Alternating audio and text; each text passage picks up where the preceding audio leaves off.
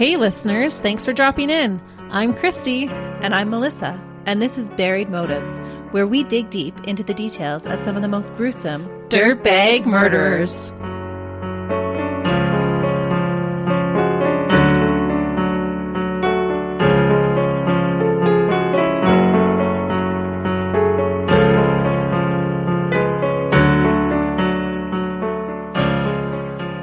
Hey listeners.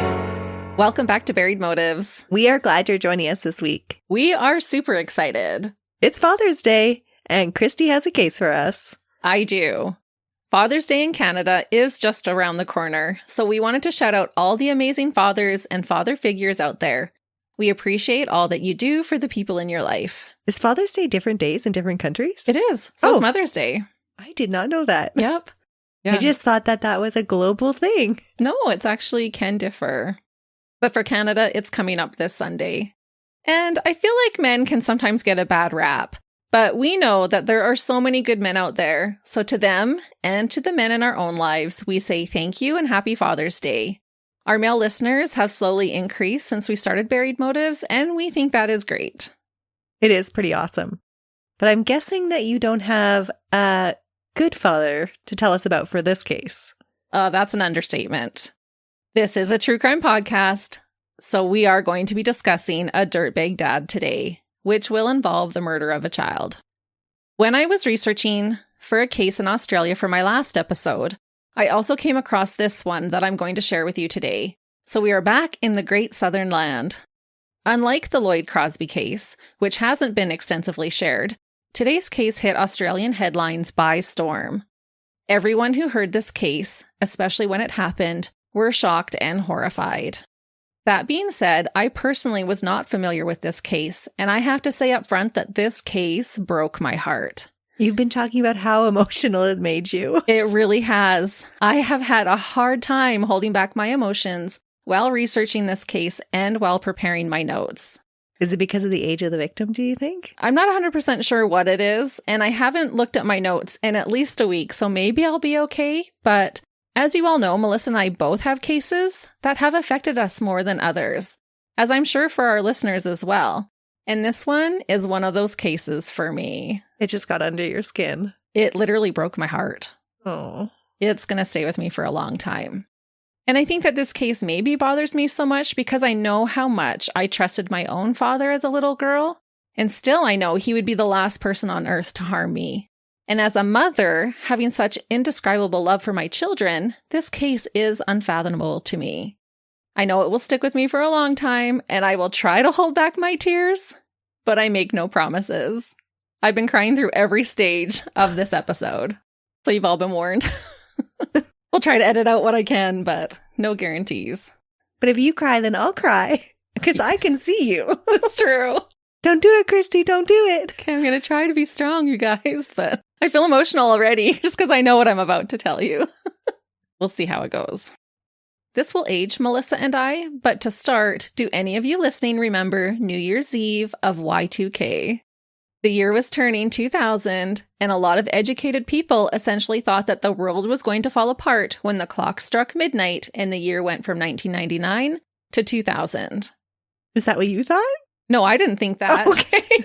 But I was a resident manager at the time, and I was instructed by my boss to stay home at the property for that New Year's Eve, just in case chaos ensued. We weren't allowed to go out. Oh, wow. Mm-hmm. I remember it being a big deal, but for a lot of people, but for me personally, it was not.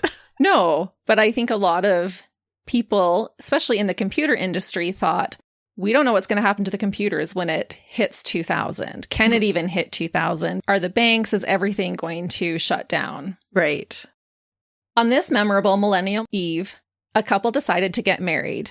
It was kind of ironic because the groom was described as a computer nerd. He worked in IT and was aware of the risks predicted by his career peers. They essentially thought the world's computer systems were going to fail. This couple, Arthur Philip Freeman and Peta Barnes, began their union as a family on the eve of Y2K, full of love and hope for the future. No one could have suspected that only 9 years later, their family and their lives would be shattered, and Arthur would do the unthinkable. Arthur, who was born in Geelong, Australia on June 28, 1973, didn't have an easy life growing up. Geelong is the second largest Victorian city and is about 65 kilometers or 40 miles southwest of Melbourne. It is a port city, also referred to as the Gateway City. Arthur's father, Peter, was a school teacher, and his mother, Norma, was a school crossing supervisor. He had an older brother who eventually moved to Japan with his wife and kids to teach English, and he had 2 younger sisters. One grew up also to be a teacher, and the other one is a horticulturalist residing in Canada. It seems like Arthur's upbringing was void of abuse or upheaval in regards to his family. His siblings turned out just fine. Arthur's family tried to help him, and he did end up receiving some counseling for the things I'm about to describe to you. His mother would also receive psychiatric help, but honestly, no red flags or concerns when it came to this formative family life. Although he came from a stable, loving home, Arthur experienced relentless bullying during his school years. Things got especially bad for him when he entered Newcombe High School in Geelong. Arthur spent 6 years at Newcombe High. I believe it went from grade 7 to 12. He was tormented for all 6 of these years. Surprisingly, Arthur was the only kid in his school named Arthur, and a lot of the teasing he would get was because of this. Not that uncommon of a name, is it? It's not, but at the time, Paul Hogan had a popular TV show in Australia, and he had created a character named Arthur Dunger. Hogan would do skits dressed up as this character, and people would find him hilarious. This character wore a bucket hat, shorts, and flip-flops. He had a beer belly, and from what I could tell, always had bright white zinc on his nose. I watched a couple of the skits, and let's just say that his made-up character of Arthur Dunger was not the brightest or most masculine guy. To top it off, each video I watched had him randomly scratching his nether regions at one point. Oh, so he was the fool of the show. Yes. And because kids are mean, and because Arthur had poor people skills, he was constantly called Artie Dunger or Artie Monster. Arthur just took the abuse. It was said that he would only fight back on rare occasions. Arthur mumbled when he spoke and never really flirted with any girls. Mumbled or stuttered?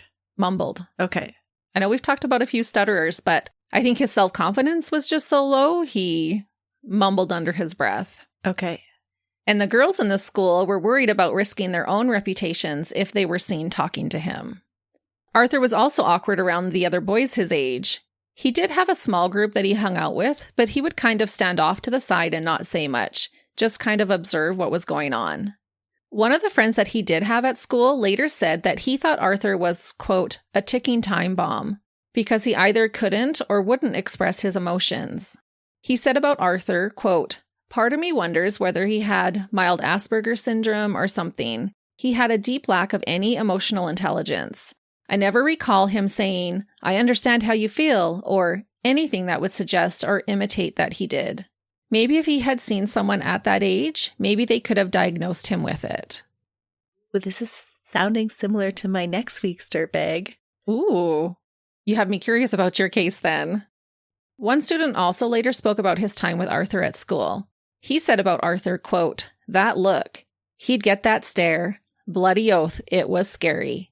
It was when he got bullied a bit and he had too much. But at the end of the day, he was a likable sort of fellow. They picked on him because he was harmless, but everyone knew he had the ability, that something inside him that could explode at any time. Doesn't that seem sad, though? That they know he can snap, but they just keep pushing? I know. And he was an easy target because he wouldn't fight back. Being picked on by his peers was not only a verbal abuse for Arthur.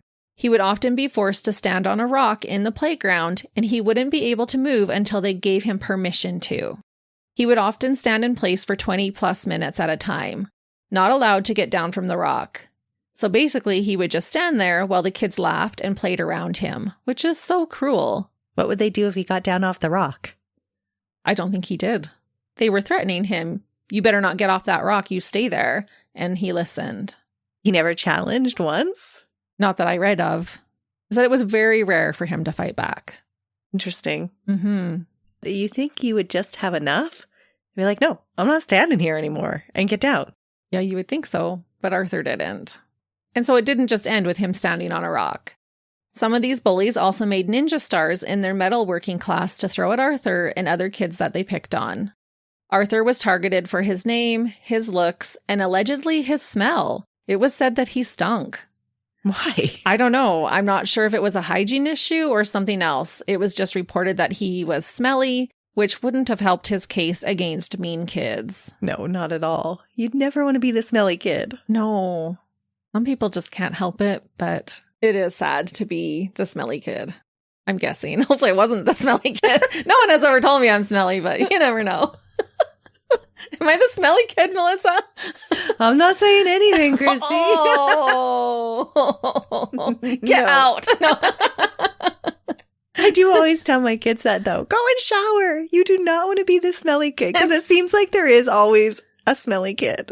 It's true. And it wasn't like he was coming from a disadvantaged home life where he couldn't shower or have his clothes clean.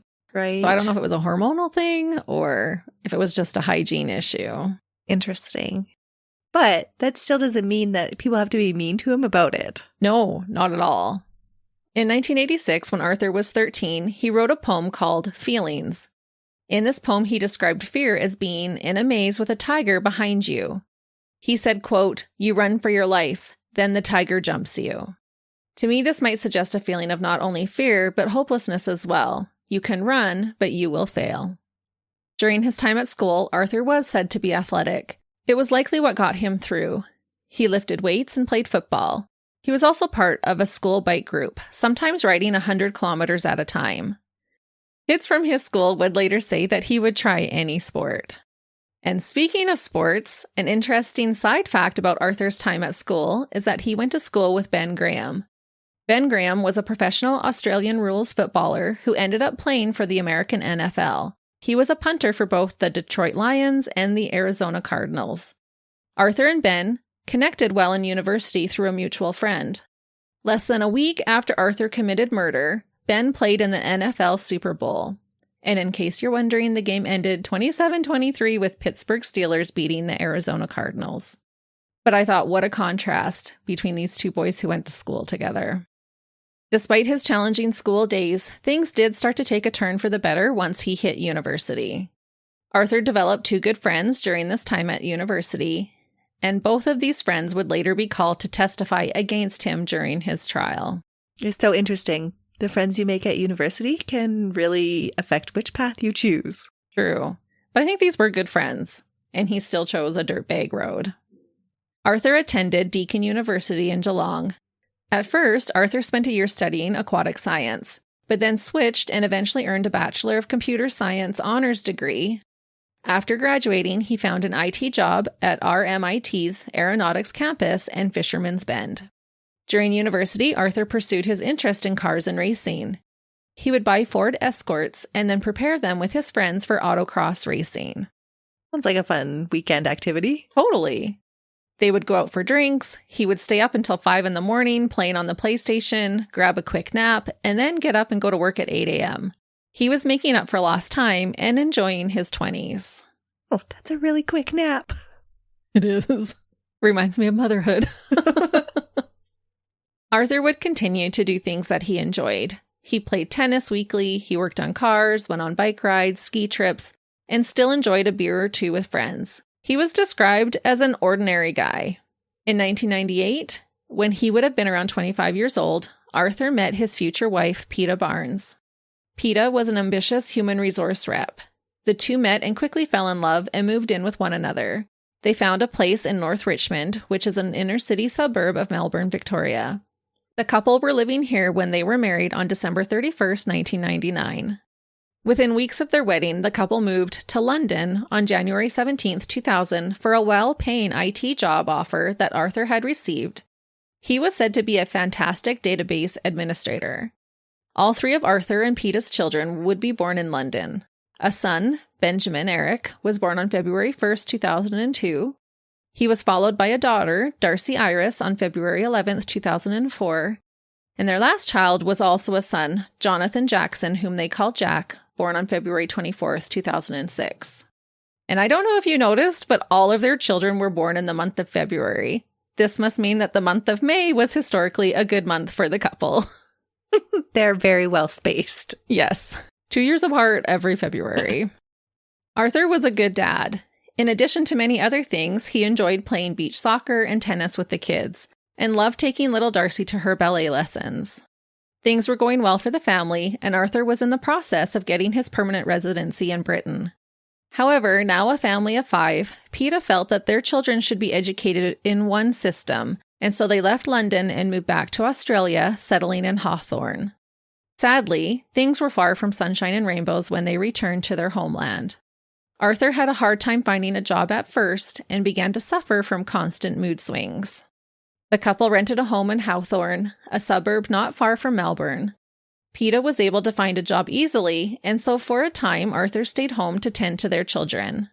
By the end of the year, he was able to find employment, but by then his marriage to his wife was strained. PETA was described as being more extroverted, while Arthur was an introvert. People said they were a good match because PETA would help Arthur come out of his shell a little bit and encourage him to try new things. However, when they moved back to Australia, he had a hard time letting go of his rigidness. Makes me wonder what made him so outgoing during uni and have so many different hobbies then. Well, I think what happened is he was so bullied in school, grade school, and then when he got into university, he was just like everybody else. No one was picking on him. He could kind of flourish. That was his time of blossoming. He meets PETA. They're having fun. He goes to London. He's the big dog there. He's making good money, but they decide as a family, we don't want to be coming back and forth between London and Australia. Let's move to Australia, put our roots there, because that's where we ultimately want to end up. And I think when he couldn't find a job, I think he got in his head, I'm a failure, resorting all back to those beginning feelings of unworthiness. Okay. And that's when he became more reclusive and more introverted again. Right. Going back to his high school experience, those days. Right. Because his ego was suffering. Yes, essentially. Okay. I think I've wrapped my head around it. And so they just said he became very moody. It wasn't because he didn't find a job that him and PETA were having a hard time. PETA wasn't upset with that, but his moodiness increased and he was so rigid in what was happening that he was just hard to be around. Maybe he felt like he was losing control and that's why he had to become so rigid. Right. And he was finally just starting to enjoy his life. Mm-hmm. And now you got this other big change that's pushing him back to that vulnerable little kid again. Yes. That's my thought on it. Okay. Becoming more frustrated with his situation, Arthur began to have greater mood swings and could not control his anger. More than one person close to Arthur stated that when he was upset, he would begin to drive erratically.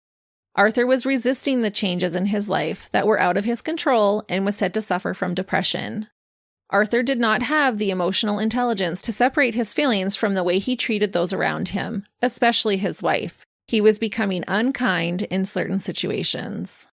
Finally, after failed attempts at counseling, in March of 2007, PETA decided to leave her husband. As you can imagine, Arthur did not take this significant change very well. There was an incident soon after they separated when Arthur and PETA had gotten together to talk about things. Their children were with them. It sounded like the conversation didn't go over too well, so when PETA stood up to leave, Arthur grabbed their baby boy.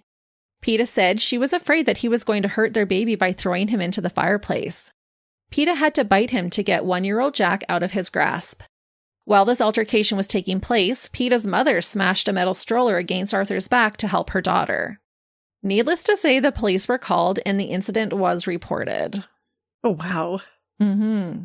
That seems like it went south really fast. It really did. But I think his emotions flipped like a switch. He just couldn't control his emotions, and it came out as violence. Yes. Arthur moved back to Geelong for a short time, but would continue to watch the children during the day.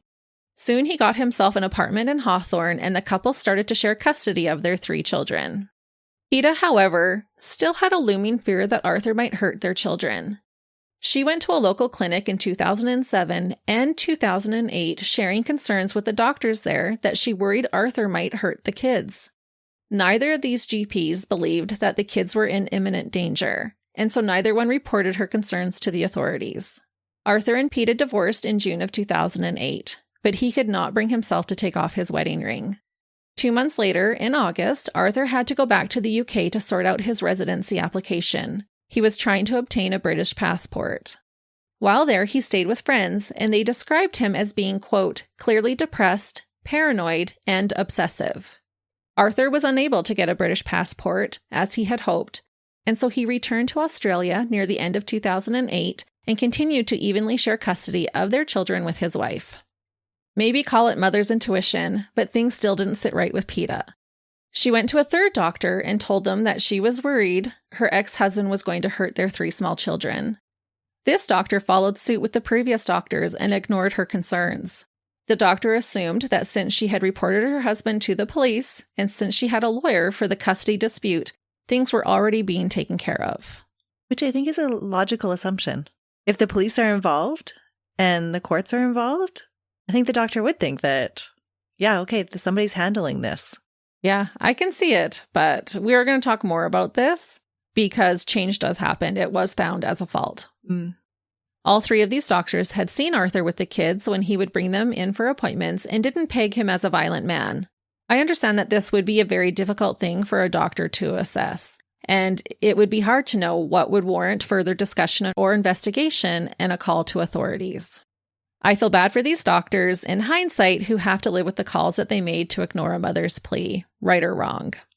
The coronial death inquest report connected to this case addressed this as an issue, stating that medical staff need to have some level of responsibility to report such claims. In the report, it states that PETA told the doctors that she was concerned that Arthur could kill the children and that he was vengeful enough to do it to get back at her. She also informed them that Arthur had pushed and shoved her and was overly irritable with the children. She stated that her oldest child was starting to show signs of stress. One of the GPs whom PETA addressed her concerns to later stated that he wouldn't have done anything differently because she had an attorney and they didn't believe the kids were in imminent danger. PETA's concerns for her children continued to grow because of her now ex-husband's mental state. She took Arthur to family court on January 27th and 28th of 2009. She no longer felt safe leaving the kids with Arthur half of the time. During the court proceedings, the 3 children stayed at Arthur's parents' home. Ultimately, the court ruled in favor of PETA. Arthur would still see his children, but his allotted time with them was significantly reduced. They went from equal custody to Arthur getting the kids for 3 days every second week, plus the afternoon or early evening every Thursday on the opposite weeks that he had them for 3 days. So 1 week he got them for 3 days, and then the next week he got them for a partial day, and then it would repeat. At first, Arthur acted okay, even happy with the court's decision. He told his friends that he was glad that the proceedings were finished. He also called his mother to tell her the outcome. The children were staying with his parents, so the plan was that he was going to his parents' home for the night in Aries Inlet and then bring the kids to school the next day. At this point, Benjamin was 6, Darcey was 4, and Jack was 2 years old. The next day was Darcey's first day of school. So the couple arranged to meet at Darcey's school so they could both be a part of her milestone. Also, PETA had her school uniform with her, so she would bring it for Darcey to change into. By the time Arthur made it to his parents' home, after the court proceedings, he no longer seemed fine, like he had right after the court ruling. He no longer wanted to talk about what happened and spent the night very unsettled. He was still visibly distressed the next morning on August 29th. So he's saying he's fine, but really everybody's noticing that he's distressed. Arthur's parents were concerned for their son. They had helped Arthur get the kids ready for school, and then Arthur's father offered to drive with his son and grandkids to meet PETA at the St. Joseph's Primary School, a prep school in Hawthorne. When Arthur declined, his parents urged him to just stay with them and let the kids start school the following day. Arthur rejected their suggestions and set out around 7:30 a.m. with his kids in tow. And just a reminder that everyone knew that he would drive erratically when he was upset, and so they were rightfully concerned. And there had been reports later of a vehicle driving erratically, speeding and tailgating other vehicles that matched Arthur's vehicle description, the route he took, and the timeline. So they were valid in their worries. But even his parents were saying, "Let me come with you, just stay." They knew he wasn't in a good state. It's so sad in hindsight, right? That there's so many people that recognize that things weren't going well. And trying to help, but didn't know how, really. The drive from Aries Inlet to Hawthorne is approximately 90 minutes. So they had to leave early, and they had left late, lunches were not packed, it was hot outside, and they hit rush hour. All of these things just added to Arthur's stress. This lengthy drive also meant that Arthur had a lot of time to sit in his thoughts. During his drive, he called his sister to discuss his morning and his concerns that he didn't have time to prepare the children's lunches. Possibly to vent, Arthur decided to phone a friend from England, Elizabeth Lamb. He called her at 8:09, and the two had a short conversation. Arthur expressed to her that he felt he was losing his children. He also said that during family court there had been, quote, lots of angry women in the courts who weren't very supportive of fathers. He told his friend that he would keep fighting in court to get more time with his kids. Arthur spoke with his friend Elizabeth until her phone battery died, and she didn't call him back because she said later that she assumed his crying would have helped him reconcile his feelings to the reality of the situation. Arthur had helped to care for Elizabeth's children while in London, and looking back, she said, quote, it didn't even enter my head that he would harm anybody. Sadly, he would hurt someone that day, someone who looked up to him and trusted him to love and protect them. As I mentioned, Arthur was running late. PETA called him at 8:45 from the school to find out where he was and inquire when he would be arriving. Already triggered, Arthur snapped at his ex-wife and told her to say goodbye to her children, and then hung up on her. Oh, she would have just hit the roof. Oh, I cannot even imagine, because she had this fear in the back of her mind. Mm-hmm. She called back, and he told her that she would never see her children again. Oh, how your heart would sink, and how haunting those words would be for her. To get to their destination, Arthur had to cross over the Westgate Bridge. The Westgate Bridge crosses over the Yarra River near Melbourne, and is the third longest bridge in Australia. It's massive. When he got to the highest point of the bridge, Arthur pulled his white Toyota Land Cruiser 4-wheel drive into the left-hand emergency stopping lane. He put the vehicle in park, turned on his hazard lights, and got out. All three of his children were sitting safely in the back seat of the vehicle. The older two kids were excited for the first days of school. Arthur instructed his daughter, 4-year-old little Darcey, to unbuckle herself and climb into the front seat. He even said please when he asked her. Trusting her father, she did what she was asked to. Darcey extended her arms to meet her father's as he scooped her up and set her beside him. He held her little hand and walked her over to the edge of the bridge. With a plethora of cars whizzing past them, Arthur leaned over and picked up Darcey. She had no idea what was about to happen. Positioned against the parapet of the bridge, Arthur extended his arms outward over the bridge and threw precious Darcey over. She would have been looking her father straight in the face as she realized what he had just done. Darcey fell more than 58 meters, or 190 feet, into the cold and murky water below. This is equivalent to falling from a 17.5-story building. He just dropped her over the side of the edge. He chucked her over. He just threw her, calmly. Does anybody stop and see what he's doing? People do, and we'll talk about it. But Arthur then calmly walked back to his vehicle and resumed driving normally. Benjamin was 6 years old at the time. I don't know what it just is the with one? Case. Just the one. Just the one. Because he was angry at women? No, we'll talk about why Darcey in a little bit. But the boys watched this happen. Benjamin was 6 years old at the time and was aware of what happened. He urged his father over and over again to go back for a little sister. He said to his father, quote, Darcey can't swim, and continued to protest that they go back for her. He was too young to understand the enormity of what had just happened, but old enough to know that Darcey couldn't swim and they needed to help her. So he just repeated it. Go back, Dad. She can't swim. She can't swim. He was very concerned. Arthur did stop at the base of the bridge while Benjamin begged him to go back, but then he just continued on his way. A recording of Benjamin's it just makes me cry. Because just even reading, she gets out, she puts her arms out to him, he picks her up, and then, takes her over there and picks her up, and she's, hanging onto his chest, she's with Daddy, all safe. And then literally just, pulls her apart from him, and how do you do that to a 4-year-old little girl? I thought you were going to say he was going to drive them all off the bridge. No, just her. I don't understand why it's just one. No. It doesn't make any sense. It doesn't. None of it makes sense. Well, what we've seen with family annihilators, when everything is taken away, they have no control. That's when they kill their families. But why just one? Yeah. I honestly thought you were going to tell me he was going to drive off the bridge with all of them. Nope. Pulled over and just picked one and threw her off.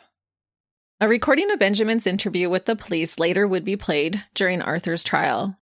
He said that his dad carried Darcey against his shoulder before throwing her off the side of the bridge. He said that Darcey didn't scream as she fell. He said, quote, "My dad went out with Darce and then threw her over the bridge. I didn't hear her scream on the way when she... Nothing.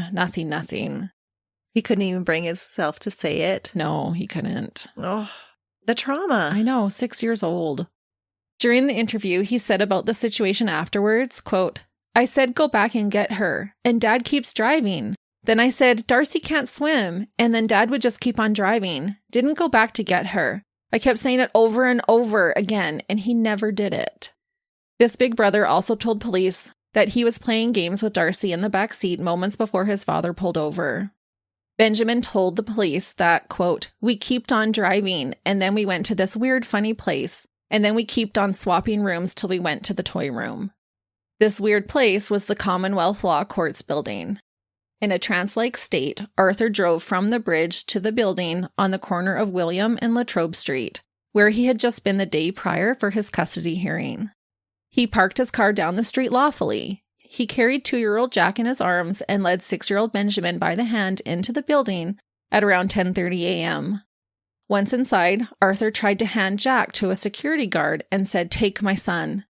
At first, the guard declined, but once his children were out of his care, Arthur broke down crying. No one in the building knew what had just happened on the bridge yet. One of the court counselors tried to comfort Arthur and said to him that everything was going to be all right. Arthur just replied to her, no. He continued to loudly sob and asked the officers to take him away. It was said that Arthur just distressingly cried and was basically non-responsive to both his children and the court officials trying to figure out what was happening. Arthur begged the people around him to take his kids for him. He couldn't even answer basic questions. 6-year-old Benjamin had to tell them what his parents' names were. There is CCTV footage of Arthur inside the building. I could only see parts of it. One shot is from behind, and you can clearly see by the way his body is shaking that he was crying. And I hope that the enormity of what he had just done was hitting him like a ton of bricks, hitting him with as much force as his baby girl had hit that water. Meanwhile, motorists crossing the busy bridge that morning had witnessed a man pull over on the side of the bridge and throw a small child overboard. Some thought, or perhaps hoped, it was some sort of doll, because they couldn't see the young girl fighting in any way. She wasn't fighting because she trusted her dad and had no idea what he was about to do. And up until that point, he hadn't been violent with the kids or anything like that. No, just irritable is all that was reported. She had no reason to be afraid of her dad. And she had never seen violence between him and PETA? I don't know. And it was pushing and shoving, that type of thing, not extreme violence. Not that any violence is okay, but no, she was not used to a violent household. Many of these witnesses called 000 to alert police of what had just happened. Water police arrived at the scene first. Darcey had been thrown from the bridge at around 9:15 a.m. and was pulled from the water close to 15 minutes afterwards around 9:30. They dragged little Darcey from the cold water. She was still alive, fighting for her life. Responders worked on Darcey for 50 minutes at the side of the Yarra River, trying to stabilize her for transport to the Royal Children's Hospital in Melbourne. One of the paramedics noticed drawings that Darcey had made on her legs. Everyone worked as hard as they could to help save Darcey, feeling a glimmer of hope when they could revive her heartbeat, even if for a minute. As first responders frantically worked to help Darcey, police issued a massive hunt to try and find the monster in the white Land Cruiser who had just committed this horrific act. However, this hunt was called off soon after Arthur entered the court building and officials could piece together what was happening. Police raced to the courthouse and promptly arrested Arthur. Friends of the family came to the building to pick up Benjamin and Jack. Everyone was in complete and utter shock with what had just transpired. PETA, the children's mother, had gone to the police station after Arthur had said to her, "You'll never see your children again." She told police her children were missing and in danger. As things ensued that morning, PETA got the worst news of her life. She was escorted to the hospital by homicide squad members, as well as uniform officers, so that she could be there for her daughter. After being airlifted to the hospital, Darcey was admitted in critical condition with severe internal injuries. I cannot fathom what it would have felt like for Darcey to hit that water from a fall of 58 meters. I did a little research. According to the article that I read, it is believed that Darcey would have experienced an initial shock when she hit the water. It likely felt like she was hitting concrete and knocked the wind out of her. Next, the water would have placed a large amount of pressure on her body. The water would have quickly displaced around her, resulting in a feeling of being enveloped in a powerful force. The cold water could have sent her into shock and made it hard for her to breathe. She would become buoyant and be pushed to the surface, but she would then be faced with the horrific and extensive trauma to her body. It was clear that her injuries were just too extensive, and little Darcey would not live. PETA, her mother, had to make the painstaking decision to allow medical staff to remove her daughter from life support. PETA held her broken daughter in her arms as she quietly slipped away. Darcey Freeman left this world at 1:35 p.m., just over 4 hours after being thrown off one of the highest bridges by her own father. A coronial death inquest report would later confirm that her cause of death was, quote, injuries sustained in fall from height. Her body was also said to have evidence of bruises and abrasions consistent with a fall from height and significant internal injuries. There was also evidence of marked brain swelling and features of hypoxic brain injury. The hypoxic brain injury, which I believe means oxygen was cut off to her brain, was said to be in the setting of immersion, so in the water. Darcey's death was devastating to everyone, especially her family, but also to the general public. It horrified and haunted witnesses to the crime and the first responders involved at the scene. Many of them had to undergo counseling after this experience. Christine Goff was one of the first ambulance officers to arrive at the scene when they rescued Darcey.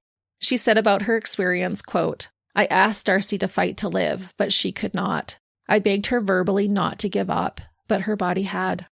Officer Colleen Spiteri said, quote, I remember feeling so overwhelmed by what I was seeing, and I turned back towards that footbridge and almost fell to the ground. It would have been shocking to stand on the shore and look up and see how far Darcey fell. At the hospital, Officer Spiteri spoke to PETA about this. She said, quote, I spoke to the girl's mother. I told her that her daughter was strong and fought hard. I told her that in the short time I was with her, I loved her, so that she had love around her. Detective Inspector Homicide Squad of the Victoria Police, Steve Clark, said that he couldn't hardly process what he was being told. When he first was informed of what happened on the bridge, he said he kept thinking it had to be a mistake as he drove to the scene. Sadly, it wasn't. Steve Clark said, quote, I've been a policeman for 34 years, and that's as upset as I've ever been in terms of investigation that I've overseen.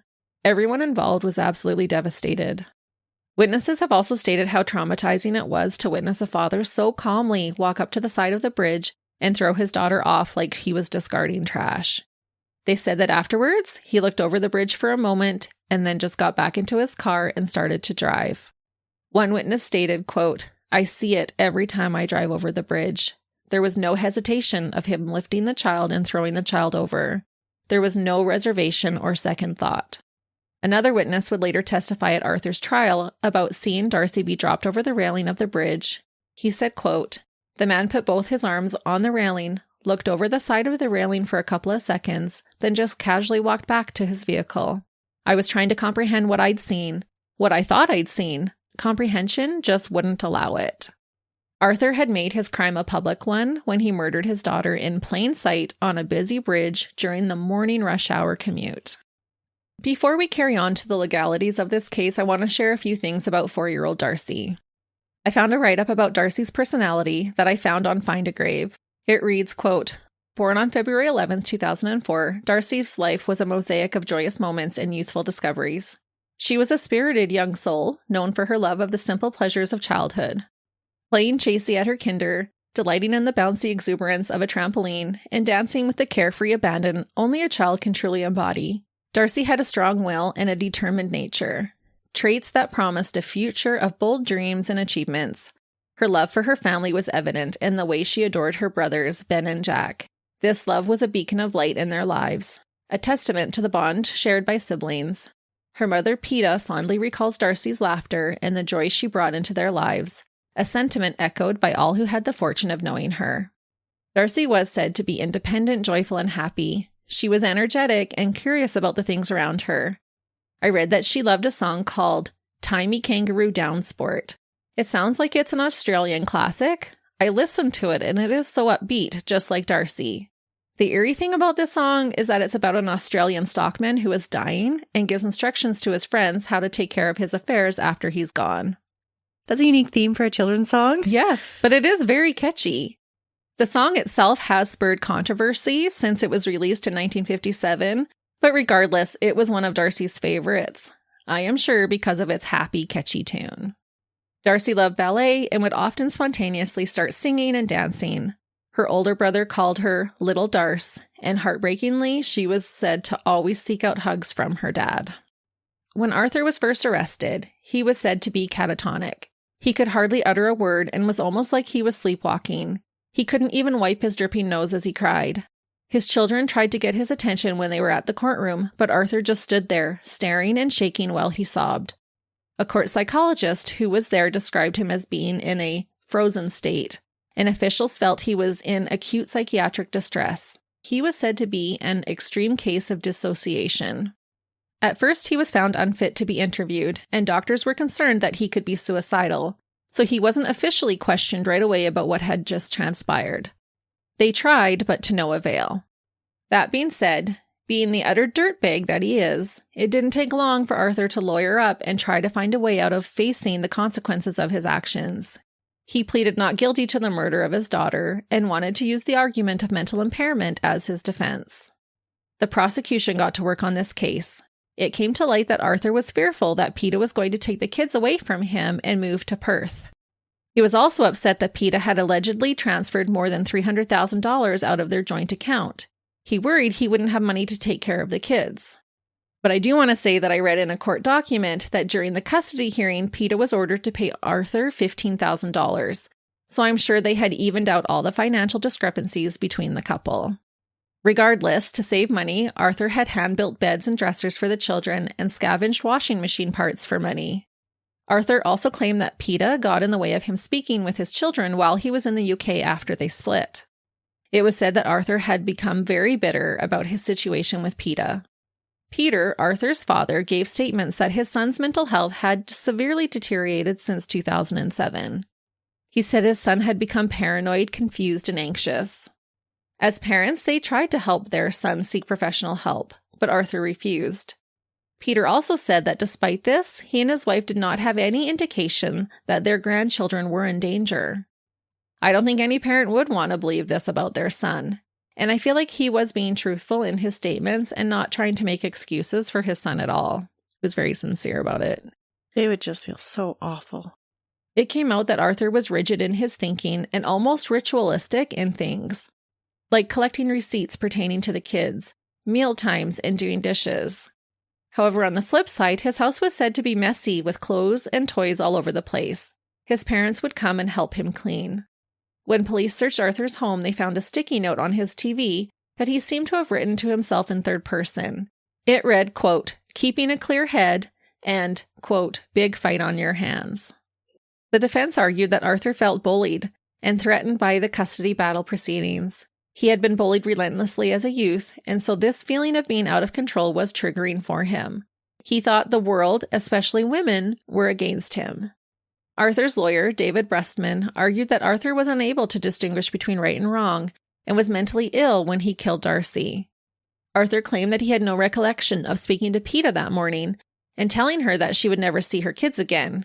He did say, though, that he believed that his ex-wife would have called him to berate him for being late to Darcey's school that morning. It was brought up that on the bridge that morning, Arthur was feeling like an enormous failure for not getting the kids to school on time. He said he remembered the traffic going so slowly. He said it was like they weren't even moving at all. His sense of anxiety and hopelessness skyrocketed. 6 different psychiatrists interviewed and examined Arthur. Only one agreed with the defense.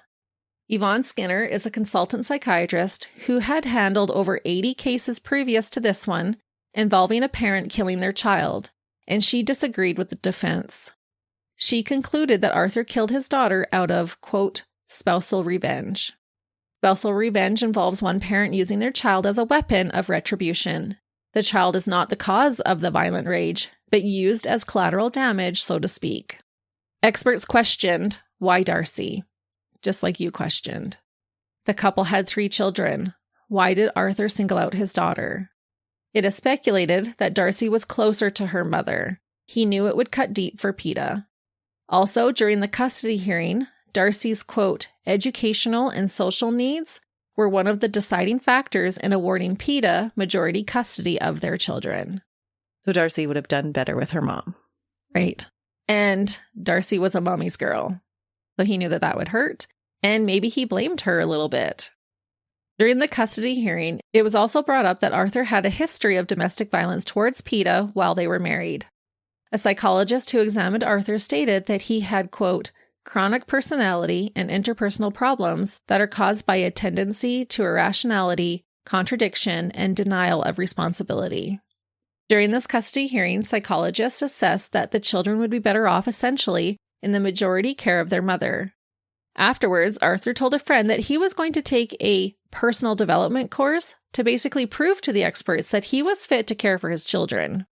Arthur's sister spoke about the custody hearing at Arthur's murder trial. She said that her brother, quote, tended to be irrational and contradictory and demonstrated passive-aggressive traits and seemed to cause chaos around him. That was his sister. His sister. That's saying a lot. 5 out of the 6 experts felt that Arthur definitely was stressed out and anxious during his drive that frightful morning, but not to the degree that would constitute a quote-unquote disease of the mind. He was in control of his actions that day. He might have fallen apart afterwards, but he knew what he was doing while he was doing it. His spitefulness towards his ex-wife outweighed the love he had for his daughter. Some points of evidence to support that Arthur was not out of his mind that day was that he safely pulled over to the side of the bridge and took the time to put his hazard lights on. Dr. Douglas Bell stated about this, quote, the sequence of his behavior demonstrates an awareness of his immediate environment and a purposeful execution of behavior. If he was in a diminished mental capacity, he wouldn't have had the thought process to take these precautions. But don't you think that could have been automatic pilot too? Like, look at how many times we swing our mic and I always turn it off without even thinking about it. Some things definitely could be autopilot, but the experts didn't think that's what it was. And I think this was exhibited again when he parked safely down the street from the courthouse right afterwards. He had to reverse park into his parking spot. He took the time to put money into the meter and then safely walked his children inside. He was also able to call a friend and have a coherent conversation with her and also with PETA. Shockingly, after the murder, when speaking to one of the 6 psychiatrists who examined him leading up to the murder trial, Arthur spoke about Darcey to them and said his daughter was headstrong and unmanageable. He said she craved attention and needed firm handling. To this I say, how dare you? How can you sit there and say anything negative about an innocent little girl? Did you honestly think that this would somehow make your disgusting actions more justifiable? You pig of a dirtbag. That's how I feel. She's not holding back, listeners. I'm not. But you're talking to the psychiatrist and talking about, oh, she needed a strong hand. Mm-hmm. Well, that doesn't mean throwing her off a bridge, sir. No. A close relative spoke to the Herald Sun paper and said that Arthur told them that his ex-wife would regret it if he lost custody of their children. The relative said, quote, that comment has gone through my head over and over. I am not sure then if he intended to do what he has done, but it did suggest that he would make her life hell. It seems like most of the people in Arthur's life were devastated by his actions and spoke honestly about what he did and his actions prior. What I found shocking is that a select few of his friends were torn with their feelings about what had happened. One friend said that he kept referring to what had happened as an accident and had to consciously correct himself to call it an incident instead. It was not an accident. Another friend said, quote, I am torn with my feelings. One part of me is angry and wants justice for Darcey, and another feels for Artie, who is a friend in need. The conflicting feelings are like a storm churning inside. What should rate, my head or my heart? The more I hear, the more confused I get. I could relate to that. Yeah, you would. Because I'm a fence sitter, Christy. You are a fence sitter. But I would be worried about Darcey.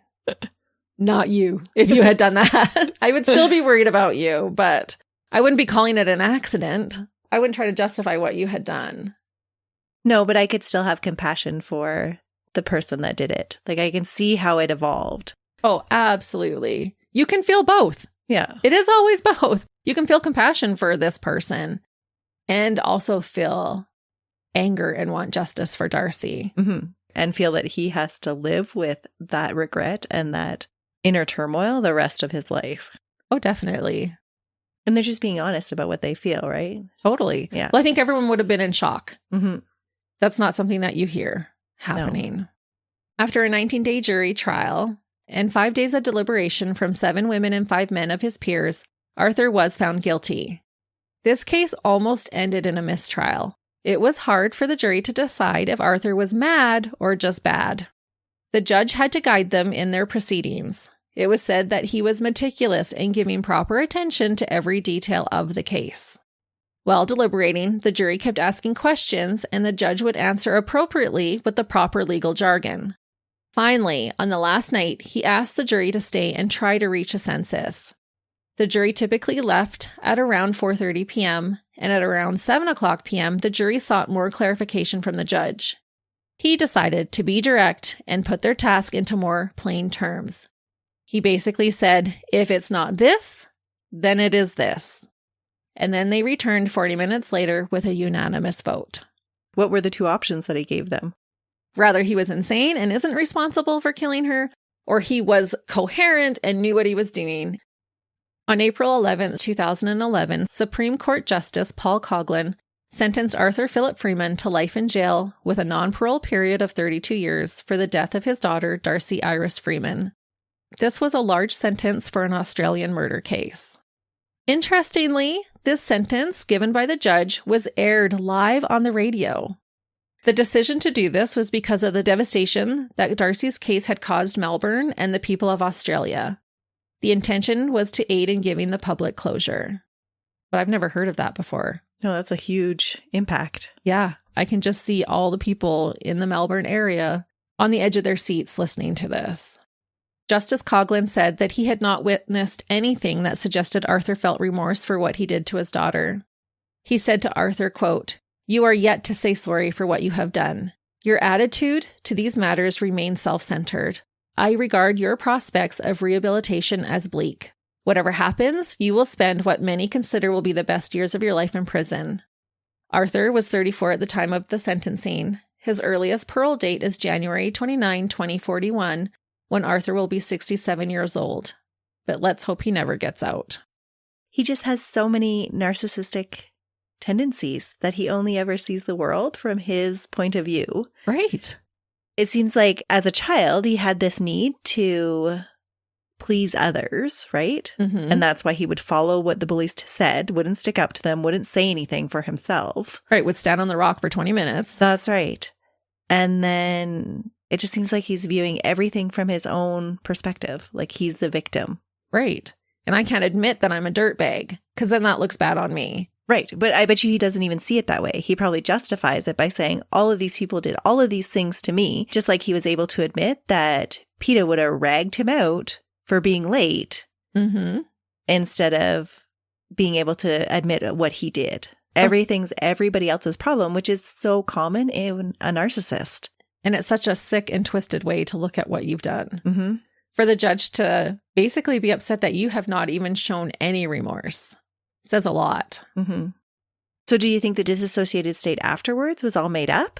Because to me, that would speak to remorse. Like he was so torn up that is remorse. And then he had that moment and he shuts it all off because he can't deal with it. And so now he's not going to go anywhere near that remorse. I think his body went into shock. I think he was in shock after it happened. And I think he probably did initially feel some remorse, but as soon as he got over that, it was, Kate, I'm lawyering up. How do I get out of this? Mm-hmm. And then he couldn't show remorse because then that would show guilt. Right. And like you said, he wanted to blame it on everyone else. Because that's, in a weird way, how they protect themselves. Right. The judge continued to say that, quote, "One of the unfortunate features of this case is that others blame themselves." He then explained to Arthur that he was the only one responsible for what had happened and nobody else. The judge also said about Darcey's death, quote, "This was a killing of an innocent child. The circumstances of the killing were horrible.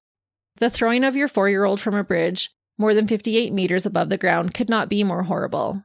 What Darcey's last thoughts might have been does not bear thinking about, and her death must have been a painful and protracted one."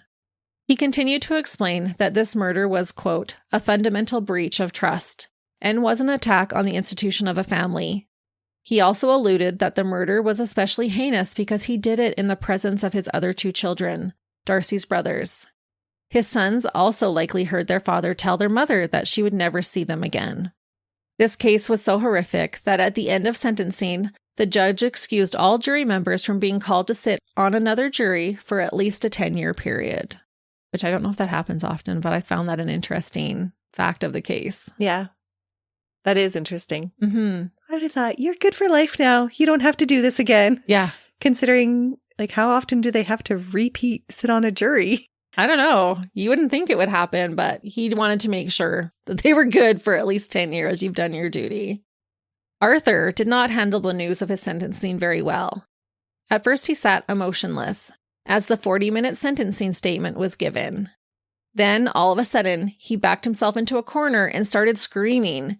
He accused a family member of being involved in a diamond theft from a mine in Western Australia. He yelled about the federal police phone taps and said he was receiving death threats. He was so out of control that he had to be hauled away by 3 guards. I think he was having a temper tantrum over things not going his way and had to point out the wrongs of everybody else. This case had taken its toll on Arthur mentally and physically. Physically, he went from looking like a well-kept man to an ungroomed troll who lives under a bridge. The only time Arthur was said to show any emotion was when Darcey's injuries were being read out loud. It was said that he bore his teeth in an expression of pain and whimpered and wept while he drank a large amount of water. Like the queen that she is, Peta showed no emotion. She was said to be stoic during the entire trial. She knew that Arthur did this to hurt her, and so she didn't want to give him the satisfaction of seeing her that way. She held it together when he was in her presence. So she would fall apart, but just not where he could see it. Right. Peta is amazing. She even took the time, while in the witness box, to thank the medical staff. She said they gave exceptional efforts to save Darcey. She said, quote, "The service offered by each individual went beyond the call of duty, and they remained unsung heroes of the community." She also gave praise to the police force for their, quote, "dedication, compassion, and skill." Another thing that I thought was extremely cool, and rare I might add, is that the press agreed to have one rehearsed shot of Peta entering the courthouse for the trial and then agreed to leave her alone. Oh, that is very sweet. Mm-hmm. They got one shot on the first day of trial to use throughout the proceedings and were respectful of that. And I feel like this should be common practice for parents going through what she did. It would be hard enough to show up to the courtroom each day, even without a swarm of reporters hounding her. And the reporters admitted that as a parent, their hearts broke for Peta, and so they wanted to give her space. That is very sweet. Mm-hmm. Because that's not typically what happens. No, but it just also speaks to how devastated the community was. I feel like this broke Melbourne's heart when it happened. Adding to the proof that Arthur didn't feel remorse for his actions, he has gone on to try and appeal his sentence to the Court of Appeal and also to the full bench of the Court of Appeal. Thankfully, both were unsuccessful. His first appeal was only a month after his sentencing. Arthur was housed, and I believe still is, at the Borwan prison. He is said to be a target of taunting and abuse from the other prisoners. He has suffered only minor injuries, but was moved to the Hoya section of the prison, which is a more protected unit. I could go on about this case, but I do want to finish by sharing 2 parts of Peta's victim impact statement that she made. It's a few paragraphs, but I feel like it is warranted to share coming from the heart of Darcey's mother. The first part reads, quote, "Where to start is a challenge, as this statement brings to the surface all the raw emotions I live with daily. Since the loss of Darcey, I grieve on a daily basis, and realistically do not see how that can ever change. The saying, 'time heals all wounds,' is not true for myself, and I don't ever expect it to be. Not a day goes by where I do not constantly think of Darcey, where I don't miss her and wish with all my heart that she was with me. I can feel her little hand holding mine when I walk down the street or drive in the car. I lie in bed at night and hold her in my arms. I talk to her and think of her daily, wishing she was participating in the activities that were happening at that time. No words could ever truly describe the loss of a child to a parent, the emptiness that sits within you, the piece of you that no longer exists, the fact that you no longer go on in a life as a complete person. Seeing little girls who have similar traits or looks to Darcey heightens my already active emotions. Holding myself back from giving the child a hug is always a struggle of self-control. Not a day goes by where I don't flash back to the emotions I felt when I was told by my ex-husband that I would never see my children again. The panic and fear those words set off inside me resonates within me even today. I feel them now in incidents of my daily life and would not have impacted me prior to Darcey's passing. I notice that I have heightened anxiety in everyday situations and have to manage myself carefully to control this. And the second part I chose to share states, quote, "The events of the day of Darcey's passing are all horrific in their nature. To articulate the impact of this day and the ensuing future it has brought cannot truly be expressed in a victim impact statement. No one can erase the thoughts and associated feelings I have of sitting in the hospital and having to tell the hospital staff that they were allowed to turn the life support machine off, of holding Darcey in my arms as she passed away and knowing that this decision would take her from me again and knowing that there was no other option available to me." That would have been such a hard moment. I can't wrap my head around that. No, I can't either. To make that choice. Mm-hmm. And it was said that this was when she finally was able to break down and show emotion. It was after his sentencing, after he was convicted. And finally, the coronial death inquest report summed up this case. It read, quote, "The unexpected and violent death of a child is devastating and is particularly shocking when perpetrated by a family member, given the family unit is expected to be a place of safety and protection." As I said, this case broke my heart, and Darcey will be in my thoughts for a very long time. I wish Peta and her sons every good thing that life can possibly offer them. My personal feeling is that Arthur knew exactly what he was doing. He knew his actions would hurt Peta. In doing this, he hurt not only Peta, but his sons, his parents, his extended family, witnesses, first responders, and the general public. May you be haunted by your daughter's precious face. And that is the case of a wretched control freak who lost control and sought the worst type of revenge, the ugly-hearted dirtbag who savagely murdered his daughter just to hurt his wife, the lowlife Arthur Freeman. But before we go, I do want to point out a couple of good things that did result from this case because of Darcey's death. A better safety barrier was installed on the Westgate Bridge. Since this installment, suicides committed from this bridge drastically dropped by 85%. In 2012, PETA took legal action against Vic Roads when she learned that they had ignored multiple requests for barriers to be added to the bridge. They settled out of court. They also now have guards stationed at the bridge because of Darcey. Also, PETA was advocating that all GPs in Australia undergo training in safeguarding children and adults in situations like her family faced. She was wanting Australia to adopt similar protocols as the UK has in place. From what I gathered, she was successful in this endeavor as well, and there is now more extensive training for medical staff regarding domestic violence. This case was more about a mother's intuition. At the time, no one could predict what was going to happen, but hindsight is golden in this case, and PETA wants to ensure that this won't happen again to another family.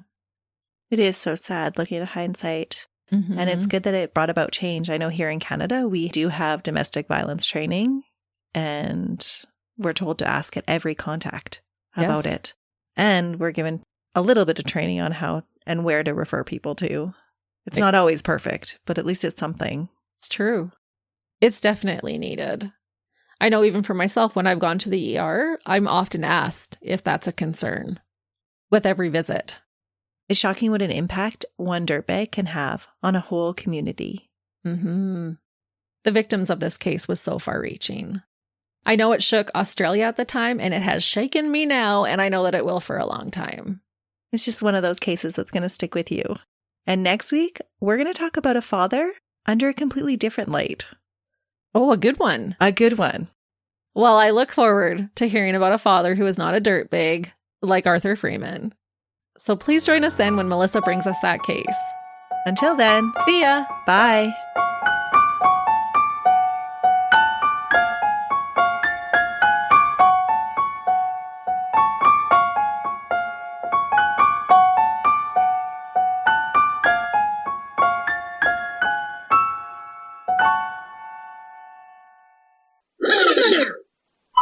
Now I have to yawn.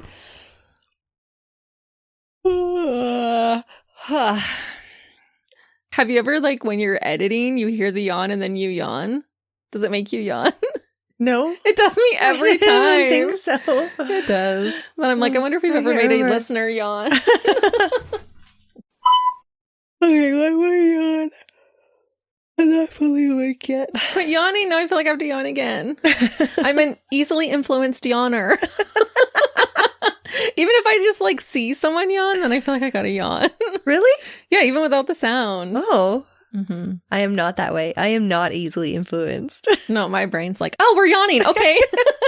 You can do that? I can do it. Yeah, let me join. Oh, You ready? it's still there, but I might yawn in a little bit. See. Okay. Here, I'll yawn again. Stop! I'm so exhausted. I'm not going to cry yet. I'm not even there. Oh, I hate this guy. Punch him in the nuts.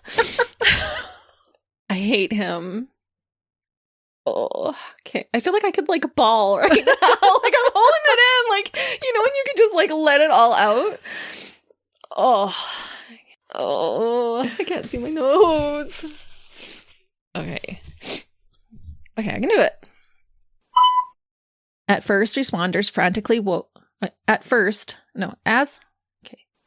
I told her that in the short time. Why is this one making me cry? I don't know.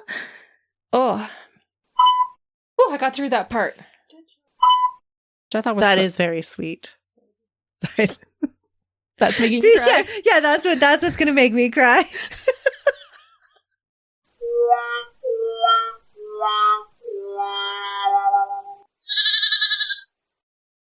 Another Sound Off Media Company podcast.